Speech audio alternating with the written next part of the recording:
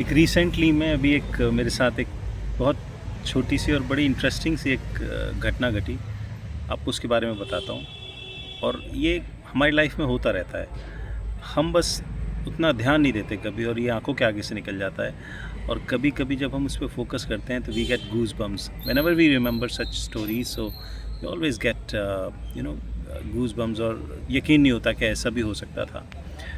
तो अभी रिसेंटली मैं कुछ टाइम पहले महाकालेश्वर गया, और मेरे साथ एक इंसान मुझे मिला, और उसके साथ जो घटना हुई और फिर मेरे साथ जो घटना हुई, वो दोनों कैसे कनेक्ट हुई, इसके बारे में आपको बताता हूँ मैं। प्लान ये था कि हम महाकालेश्वर जाना था हमको, और हम महाकालेश्वर गए। और हमको कोई ऐसा कुछ प्लान नहीं था कि उसके आगे जाना है, बट समहाउ हमारे दिमाग में था कि अगर मौका मिलेगा तो हम ओमकारेश्वर भी जाएंगे। तो हम महाकालेश्वर गए, और महाकालेश्वर में जाने के बाद वहाँ हमने 3 बार या 4 बार कोशिश करी अलग अलग टाइम पे एंट्री करने की। आरती के समय, भस्म आरती, या शाम की सायंकाल आरती, किसी में हमको मौका मिले, बट हमें ऐसा मौका मिला नहीं। तो चारों टाइम में दर्शन इतने कुछ खास हुए नहीं जो सोच के गए थे। बहरहाल आपको बता दूं मैं कि 12 ज्योतिर्लिंग होते हैं और 12 राशियां होती हैं। हर ज्योतिर्लिंग की एक राशि होती है, और कहा जाता है कि अगर आप अपनी राशि के हिसाब से जो भी ज्योतिर्लिंग है वहाँ जाके अगर पूजा करते हैं या माथा टेकते हैं तो life changes, I mean things can gets better, ऐसा माना जाता है। तो बहरहाल मैं भी गया। तो मेरी ज्योतिर्लिंग के मेरी राशि के हिसाब से जो ज्योतिर्लिंग है वो महाकालेश्वर है। So for that, not for that reason, but मुझे जाना था तो मैं गया।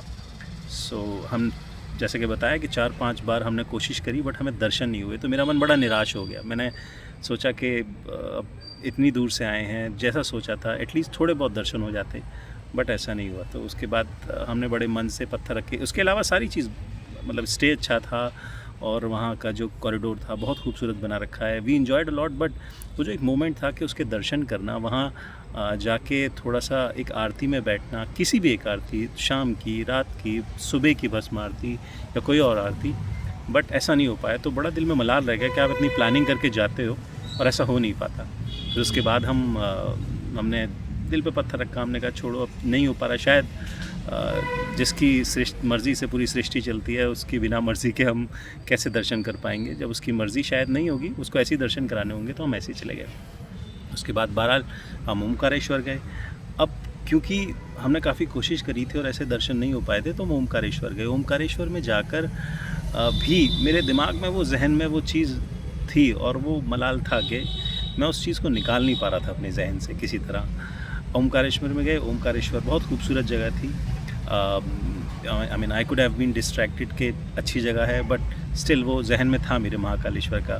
और मैं, कोई मिलता तो मैं उससे बोलता कि वहाँ के दर्शन थोड़े ठीक नहीं हुए। तो सफ़र में जैसे मुसाफिर मिलते हैं या लोग मिलते हैं, उनसे बातें करते हैं, तो उस केस में मैं ज़ाहिर कर देता था कि नहीं हुआ। तो ये चीज़ थी मन में। फिर ओमकारेश्वर गए। ओमकारेश्वर में भी भीड़ थी।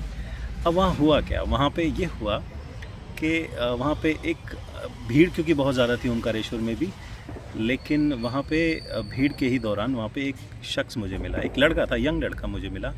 एंड क्योंकि मेरे जहन में थी बातें ओम महाकालेश्वर की, तो मैंने उसको भी ये ज़ाहिर किया। तो उसने मुझसे कहा कि मेरा भी ऐसे ही मानना था। अब उसकी स्टोरी सुनिए। उसने मुझे बताया कि कुछ साल पहले जब गर्भगृह में दर्शन हुआ करते थे, तो वो क्योंकि शिव जी का भक्त था, तो वो आया दर्शन करने के लिए, और वो धतूरा लेके और बेलपत्र लेके, जल लेके लोटे में, उसने सोचा कि मैं उसको चढ़ाऊँगा। उसने मुझे बताया कि वो काफ़ी इंतज़ाम करके आया था कि जल दूंगा शिवलिंग पे, बहुत मानता था वो। तो जब गया तो भीड़ इतनी थी कि उसका सारा लोटा भीड़ में गिर गया कहीं। और क्योंकि वो इतनी मन से आया था, मन बना के पहली बार बहुत सुना था, तो उसका मन वहाँ बहुत ख़राब हुआ।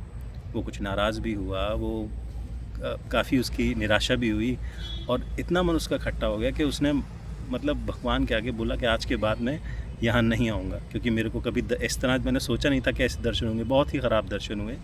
और उसने भगवान के आगे एक काइंड ऑफ प्रण जिसे कहते हैं लेना, या इस तरह की बात बोली, और वो वहाँ से फिर चला गया। अब कट टू 5 ईयर्स, कॉलेज में उसके दोस्तों का अचानक से प्लान बना, कॉलेज एंड हुआ। एंड देन जब प्लान बना तो वहाँ से जब आने का हुआ कि महाकालेश्वर चलते हैं, तो उसने मना कर दिया। अब जब मना करा तो फोर्स किया दोस्तों ने, जैसे कि अमूमन होता है कि दोस्त बोलते हैं कि चलो साथ में देखते हैं, अच्छे दर्शन होंगे, भीड़ होती है इनफैक्ट, बट स्टिल अब वो साथ में चल दिए। अब साथ में चले तो इस बार वो बेमन से गया, उसके हाथ में ना लोटा था, ना कोई प्रसाद था चढ़ाने को। और वो जब पहुंचा वहाँ पे तो पहले की तरह भीड़, बहुत ज़बरदस्त भीड़, और कहीं से कोई उम्मीद नहीं कि दर्शन अच्छे हो जाएं। अचानक से उसने कहा कि एक ज़ोर सा एक पुश आया, धक्का आया लोगों का, और वो एकदम से शिवलिंग के जब थोड़ी दूर थे तो एकदम शिवलिंग के पास पहुँचे, और बस उसको ये था कि ये मौका मिला है कि वो अपना माथा टेक दे शिवलिंग के। इतने पास से जब दर्शन हो गए हैं, तो उस टाइम गर्भगृह में दर्शन हुआ करते थे, अभी फ़िलहाल नहीं होते। तो उसने जो है माथा टेकने जा रहा था, तो उसका ये कहना था कि अचानक न जाने कहाँ से किस शख्स का एक लोटा जिसमें जल, धतूरा, बेलपत्र उसके हाथ में एकदम समा गया, और उसके हाथों से उसने जल अर्पण किया। और जब ऐसा कर रहा था वो, तो उसके दिमाग में वो 5 साल पहले की सारी बातें एकदम फ्लैशबैक आया कि मैंने ऐसा बोला था। जब जल चढ़ाया उसने, उसके बाद मंदिर से बाहर आके उसने दंडवत प्रणाम किया और माफ़ी मांगी कि आज के बाद मैं कभी ऐसे नहीं बोलूँगा कि दर्शन को नहीं आऊँगा, और मैं हर साल आऊँगा, मेरे से गलती हो गई, ऐसा बोल के वो चला गया।